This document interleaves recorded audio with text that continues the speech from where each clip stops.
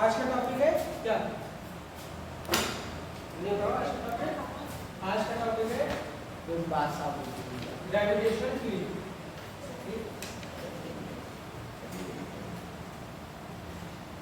Gravitational field, तो gravitational field क्या है? किसी भी ग्रेविटेशनल फील्ड का क्या मतलब होता है? किसी भी चीज की फील्ड का क्या मतलब होता है? ग्रेविटेशन उसकी ग्रेविटी रहती है, ग्रेविटी का इफेक्ट रहता है। जिस फील्ड में, जिस एरिया में ठीक किसी की भी मास की भाई कोई मास रखा हुआ है अपने पास यहाँ पे, ठीक। अब इसकी हम लोग फोर्स फील कर सकते हैं, ठीक। किसी भी मास की फोर्स ऑफ अट्रैक्शन जिस एरिया तक फील करी जा सकती है उसको क्या बोलेंगे? Gravitational field. अच्छा, ग्रेविटेशनल फील्ड ऑलवेज कैसी है? अट्रैक्शन की है, ठीक। ग्रेविटेशनल फील्ड कैसी है? हमेशा अट्रैक्शन की है, ठीक है। ग्रेविटेशनल फील्ड क्या है? वो फील्ड जिसमें हम लोग क्या कर सके, क्या फील कर सके? Gravitational force of attraction feel कर सके, ठीक है।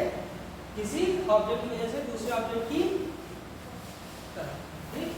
अच्छा, अब देखो जो ये फील्ड है, ठीक, जो ये फील्ड है उसकी वजह से एक इंटेंसिटी आती है। क्या आती है? इंटेंसिटी, जिसको हम लोग क्या बोलेंगे? ग्रेविटेशनल फील्ड इंटेंसिटी, ठीक है। अब ये ग्रेविटेशनल फील्ड इंटेंसिटी क्या है कि भाई अगर मैं एक यूनिट मास लेके जाऊं, समझे? क्या लेके जाऊं?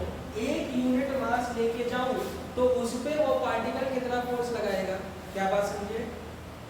समझे कि नहीं? पार्टिकल ना, ठीक। क्या देखो, जब कोई एक मास, एक अनदर मास है, या आपके पास एक m o मास है, ठीक। कोई भी ऑब्जेक्ट है उसका मास m o है, ठीक। अब m o को जो हम लोग इस फील्ड के अंदर रखेंगे तो उस पे जो फोर्स लगे पर यूनिट उसका मास, ठीक। इसके 1 kg पे जितना फोर्स लगे उसी को हम लोग क्या बोलेंगे? ग्रेविटेशनल फोर्स इंटेंसिटी, ठीक है। बात समझो, यानी कि ग्रेविटेशनल फोर्स इंटेंसिटी अगर हम लोग लिखते हैं इससे E G से, ठीक। E किस लिए? फील्ड के लिए, ठीक है। E किसके लिए? फील्ड के लिए। G किसके लिए? ग्रेविटेशन, ठीक। ग्रेविटेशन फील्ड क्या होगी? जो भी फोर्स एक्ट करेगी, ठीक, अपॉन उसके मास पर। इतनी बात क्लियर? कोई दिक्कत नहीं, ठीक। अच्छा, अगर हम लोग बोले कि इस मास पे कितना, इस पे कितना फोर्स लगेगा, बताओ। अगर मैं इसको यहाँ से अंदर ले आऊँ, ठीक, अंदर ले आने पे क्या हो गया? इसकी डिस्टेंस हम लोग ने मान ली r है, ठीक है ना। सेंटर ऑफ मास से इसकी डिस्टेंस कितनी है? r, ठीक है।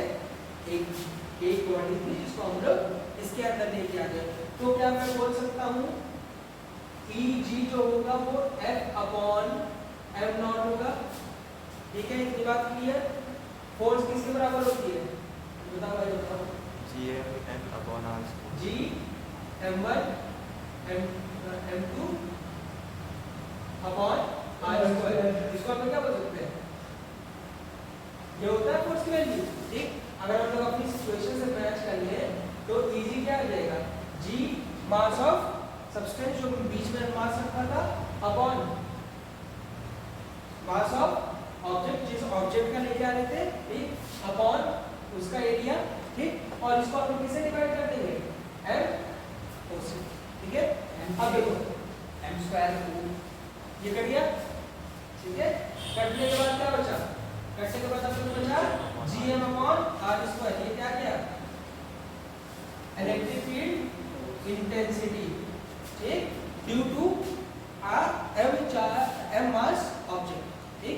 m मास का इलेक्ट्रिक फील्ड, अरे सॉरी, ग्रेविटेशनल फील्ड, ठीक। किसका? ग्रेविटेशनल फील्ड इंटेंसिटी आ गई। कोई दिक्कत यहाँ तक? कोई दिक्कत? ठीक है। अब क्या ये जो फील्ड है वो दूसरे ऑब्जेक्ट के मास पे डिपेंड करेगी? क्या ये जो इलेक्ट्रिक फील्ड की हम लोग ने इंटेंसिटी निकाली वो ये मास ऑफ ऑब्जेक्ट पे डिपेंड करेगी? नहीं करेगी, क्योंकि उधर बड़ा वाला है। देखो भाई, Eg = G कहीं भी लिखा हुआ है मास ऑफ ऑब्जेक्ट, समझे भाई, फॉर्मूले में नहीं है मतलब उस पर डिपेंड नहीं करता, ठीक है। तो यानी कि इसको हम लोग बोल सकते हैं independent of mass of other object. ये बात सही, क्लियर, ठीक। अच्छा दूसरी चीज देखो, क्या रेडियस पे डिपेंड कर रहा है? कर रहा है, रेडियस सॉरी डिस्टेंस पे डिपेंड कर रहा है, आर के आर डिस्टेंस, ठीक है, डिस्टेंस पे डिपेंड कर रहा है। कैसे डिपेंड कर रहा है? स्क्वायर का रिलेशन, ठीक, यानी कि डिपेंड्स ऑन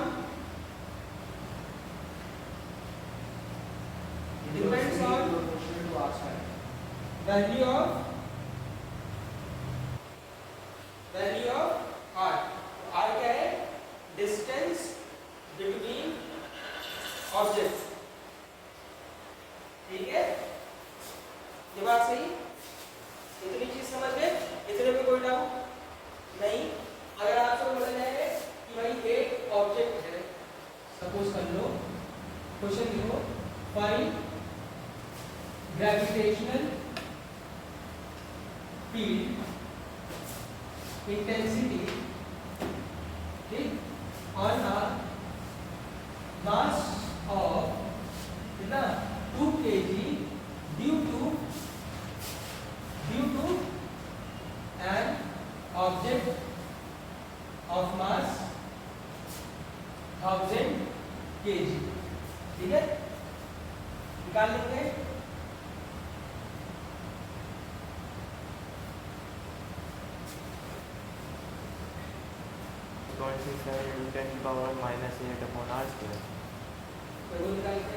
क्या है? Intensity equals to G M upon R square, ठीक है। जी की वैल्यू 6.67 into 10 की पावर कितना? -11। मास की वैल्यू 2 नहीं 1000 था, ठीक, 2 मास को निकाला है, 1000 की वजह से निकालना है, ठीक। अब अपॉन कितना करेंगे? रेडियस, अच्छा रेडियस की वैल्यू की नहीं है, ठीक, रेडियस एक लिया तो मान लो कि लेट पर मीटर, ठीक है। क्या करो? लेट कर लो कि पर मीटर निकालना, चलो बात करो, ठीक। कितना गया? 6.67 into 10 की पावर -11 into 10 की पावर कितना हो गया? 3। इसको सॉल्व करेंगे, 6.67 into 10 की पावर कितना? -7, ठीक है। क्या यूनिट क्या होगी इसकी? यूनिट बात करें, 2 kg पावर, हां 2 kg का 2 kg को कुछ भी नहीं करना है, ठीक। देखो आप लोगों ने जब डिराइव करा तो वो क्या मास ऑफ ऑब्जेक्ट में कुछ करना था हमको? नहीं, ठीक है। मास ऑफ ऑब्जेक्ट मास है, लेकिन उस पे इंटेंसिटी डिपेंड नहीं करेगी, ठीक।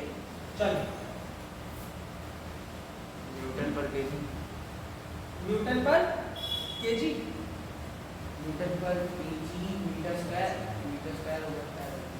यूनिट पता नहीं है क्या यूनिट का, जल्दी बताओ भाई। Newton metre square, newton metre square कहाँ लगा रही है? कहाँ लगा रहे हो? देखो भाई, फोर्स की न्यूटन, मास की केजी, आ जाएगा न्यूटन पर केजी, बात सही, ठीक भाई। E equals to F by M, ठीक, यानी कि न्यूटन अपॉन केजी, तो न्यूटन पर केजी, बात क्लियर, ठीक है। अच्छा अब अगर तुमको कोई और क्वेश्चन दे दिया गया, लेवल बढ़ा दिया गया, लेवल कैसे बढ़ाएगा वो? लेवल ऐसे बढ़ाएगा कि भाई तुम फाइंड करो, find gravitational field due to a proton on an electron, एक find gravitational field due to a proton on an electron kept 1 angstrom apart. 6.667 proton का मास 6.7 to 10 power minus 27. 6 1.67 1.67, ठीक है, मास ऑफ प्रोटॉन कितना है 1.67 into 10 की power -27 kg। ठीक, mass of electron भी याद करना है। Mass of mass of electron कितना 9.1 into 10 की पावर -31 kg। ठीक है, समझे की बात को? ठीक, दोनों के मास आपको पता होने चाहिए। ठीक, एंगस्ट्रॉम की वैल्यू आपको पता है कि नहीं? 6.67 multiplied by 10 to the power 8। Angstrom 10 की की वैल्यू पावर -10 10 की पावर -10, एक एंगस्ट्रॉम इक्वल्स टू 10 की पावर -10 मीटर। ठीक, तीनों आ गए, आंसर निकालेंगे आंसर। अब ये आंसर कितना है? आंसर निकालिए। 1.113 10 की पावर माइनस -27 27 हमारा तो -18 ही आया। 9 कहाँ से उठा ले भाई? 18 के -17 ही आया। मेरा तो 14 3 17 आएगा आई थिंक।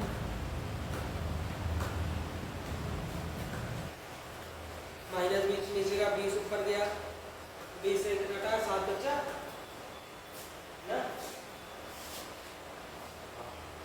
ठीक है, वही नीचे कितना है?